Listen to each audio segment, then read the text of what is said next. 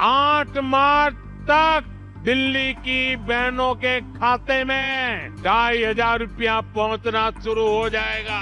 নতুন জুমলা দেশের প্রধানমন্ত্রী স্বয়ং বলছেন যে যদি বিজেপি ক্ষমতায় আসে আন্তর্জাতিক মহিলা দিবস অর্থাৎ 8ই মার্চ 2025 সালে সবার অ্যাকাউন্টে 2500 টাকা করে যাবে। আজকে 2026 সালের এপ্রিল মাস, প্রায় 14 মাস হয়ে গেছে, একজন মহিলা 5 পয়সা পায়নি। এই হচ্ছে নরেন্দ্র মোদীর আসল চেহারা, এই হচ্ছে বিজেপির আসল চেহারা। সেখানে অমিত শাহ এসে বলছে 3,000 की मासिक आर्थिक सहायता देने का भी भारतीय जनता पार्टी भरोसा दिलाती। আরে যেখানে আপনারা প্রতিশ্রুতি দিয়েছেন আগে তো সেটা বাস্তবায়িত করুন। মহারাষ্ট্রে বলেছিলেন যত মহিলা আছে সবাইকে আমরা 2,000 2,500 করে দেবো, 90 লক্ষ মহিলাকে বাদ দিয়ে দিয়েছে।